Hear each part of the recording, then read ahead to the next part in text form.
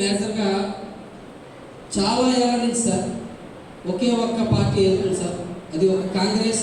అప్పుడు అది పిల్ల కాంగ్రెస్ సార్. అప్పటి నుంచి కూడా దందాలు మొదలెడుతూనే ఉన్నారు సార్. ఇప్పుడు కూడా ఏకపక్షాన్ని వెళ్తున్నారు సార్, భయభ్రాంతం చేసి వెళ్తున్నారు సార్. అక్కడ జరుగుతున్న దానిలో ఒకటే సార్, మాకు రీసెంట్గా సచివాలయ స్థలాల కోసం సేకరణలో స్వయాన మా స్థలాన్ని మనం గ్యాదర్ చేశారు సార్. మా స్థలాన్ని అప్పుడు ఎందుకంటే మేము అప్పుడు వ్యతిరేకంగా ఉన్నాం సార్. వాళ్ళు కాంగ్రెస్లో ఉండేటప్పుడు మా నాన్న వాళ్ళు వైసీపీకి వెళ్ళారనే ఉద్దేశంతో మా మీద కక్ష పెట్టారు సార్. సరే అనేసి న్యూట్రల్గా ఉండిపోయాడు సార్ మా నాన్న, ఏం అనుకోలేదు. తర్వాత వాళ్ళు కక్షపూరితంగా ఆ యొక్క భూముల్ని లాక్కొని మా దగ్గర పట్టాలు ఉన్నప్పటికీ మీకు ఎలాంటి అధికారం లేదు, మీరు ఎక్కువ మాట్లాడితే నీ కొడుకు చదువుకుంటున్నాడు జాగ్రత్త అని చెప్పారు సార్. నేను ఆ రోజు డిగ్రీ కంప్లీట్ అయిపోయి వెళ్ళాను సార్. నాకు అట్లీస్ట్ చిన్న ప్రైవేట్ కంపెనీలో ఇందాక అన్నట్టుగా ఒక ఫార్మా కంపెనీలో ఒక జాబ్ వేయించమని చంద్రశేఖర్ గారి దగ్గరకు ఒకసారి వెళ్ళాను సార్. ఇక్కడ ఈ విజయనగరం జిల్లాలో జాబులు వేయాలంటే ఆయనే సార్, ఇంకెవరు లేదు సార్. ఎందుకంటే మహానుభావులు వాళ్ళు ఒక్కడే సార్, ఇంకెవరు వేయలేదు సార్.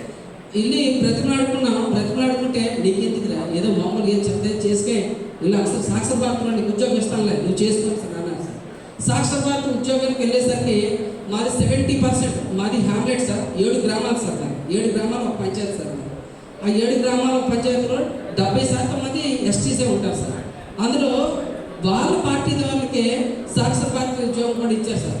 అప్పుడే చెప్పాను సార్ మా నాన్నగారికి వ్యతిరేకంగా, నాన్న మరి నన్ను ఈ పార్టీ విషయాల్లో కానీ నన్ను ఎక్కడికి లాకు, నేను చదువుకుంటాను ఫస్ట్.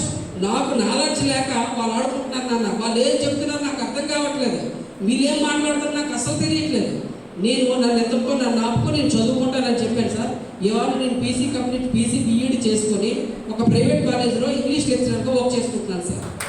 సో ఇంగ్లీష్ లెక్చరర్ నేను వర్క్ చేసుకున్న తర్వాత నేను లేచిన తర్వాత క్వశ్చన్ చేయడం మొదలుపెట్టాను సార్. అయితే విద్య ఉంటేనే మనం క్వశ్చన్ చేయగలుగుతాం. నేను క్వశ్చన్ చేసేటప్పుడు ఏ ఒక్క వ్యక్తి కూడా నన్ను ఇంకో విధంగా బ్లాక్మెయిల్ చేశారు సార్. నీకు రేపు పొద్దున ఏదైనా గవర్నమెంట్ ఉద్యోగాలు వచ్చినట్లయితే కొంచెం జాగ్రత్తగా ఆలోచించుకోవయ్యా, చెప్పవయ్యా కృష్ణ మీ అబ్బాయికి చెప్పు, సత్యబాబు మీ తమ్ముడికి చెప్పు, కొంచెం ఏదో ఎక్కువ మాట్లాడుతున్నాడు.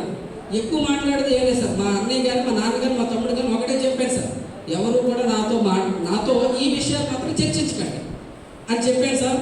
నేను నా స్థాయికి తగ్గట్టుగా నేను టీచర్ ఫీల్డ్లో ఉండేటప్పుడు చాలా మంది వాళ్ళకు పరిచయాలు పెంచుకొని ఆ పరిచయస్తులతో నాకు తెలిసినంత వరకు కూడా సహాయం చేసుకుంటూ వెళ్ళిపోతున్నాను సార్. రీసెంట్గా ఒక వ్యక్తి మా సచివాలయ భూముల సేకరణలో దొరలందరినీ కూడా ఎస్సీ ఎస్టీ అట్రాసిటీ కేసు వీరి మీద మోపించేద్దామని దొరలందరినీ కూడా మా మీద ఉసుగొల్పించి చేశారు సార్. ఆ ఉసుగొల్పిన క్రమంలో ఒక వ్యక్తి బాగా బలంగా నన్ను తిట్టింది సార్. తిట్టింది, కొన్ని సందర్భాల్లో నా మీద కేసు ఫైల్ చేశారు సార్. గొంటపల్లి ఎస్ఐ గారి దగ్గరికి వెళ్ళి అబ్బాయి చదువుకున్నట్టున్నాడు, ఈ అబ్బాయి పేరు తీసేయండి అనేసి పేరు తీసేశారు సార్. లేదంటే ఎఫ్ఐఆర్ ఫైల్ అవ్వాల్సింది సార్. ఆ వ్యక్తి మొన్న రీసెంట్గా హాస్పిటల్లో తన కూతురికి ఒంట్లో బాగోక గోస్ హాస్పిటల్లో ఉంది సార్. గోస్ హాస్పిటల్లో ఆపరేషన్ చేయాలి, సిజేరియన్ లేదు అని అంటే మీరు బ్లడ్ ఏర్పాటు చేసుకుంటే, లేదంటే మిమ్మల్ని కేజీహెచ్కి పంపించేస్తామని చెప్పారు సార్. కేజీహెచ్కి పంపించేస్తామని చెప్పిన సందర్భంలో వాళ్ళకి ఎప్పటి నుంచో ఉంటున్నటువంటి ఈ వైసీపీ నాయకులు ఎప్పుడు గుర్తు రాలేదు సార్. మన ఊర్లో ఒకరికి చెప్తే బ్లడ్ ఏర్పాటు చేస్తారు కదా అనేసి వెంటనే నాకు ఫోన్ చేశారు సార్. నాకు ఫోన్ చేయలేదు, ఎందుకంటే సమస్యలు తీర్చగలిగేది నేను సార్. నేనంటే నేను చెప్తులేదు అంటే ముందుంటాను సార్. ఈ విషయంలో నేను అంటే ఎవరినెవరో చెప్పాలో తెలియక నేను గజపతి నగరం, బండపల్లి, విజయనగరం జనసేన గ్రూపుల్లో నేను మెసేజ్ చేశాను సార్. వెంటనే రెస్పాండ్ అయింది మిడతారు రవికుమార్ రావు గారు సార్.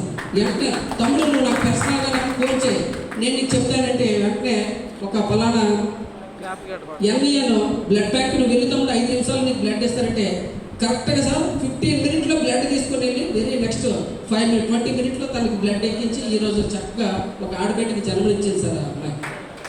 సో కాబట్టి నేనేమంటానంటే సమస్య ఎక్కడుంటే అక్కడ జనసేన, సమస్య ఎక్కడుంటే అక్కడ జనసేన. సమస్యని క్రియేట్ చేసేది కాదు, సమస్యను తీర్చేది సొల్యూటర్గా ఉండాలని నేను కోరుకున్నాను సార్. సాయశక్తిలో నా క్రమం అంతా కూడా నేను కాలేజీలో చెప్తున్నప్పటికీ కూడా నా తాలూకు శక్తియుక్తులన్నింటినీ కూడా వ్యక్తులను మార్చడానికి మాత్రమే నేను ప్రయత్నిస్తాను సార్. ఖచ్చితంగా నా కాలేజీ సమయాలు కాకుండా మిగతా సమయాలన్నింటినీ కూడా పార్టీ బలోపేతానికి కృషి చేస్తానని చెప్తున్నాను. Thank you sir. Thank you.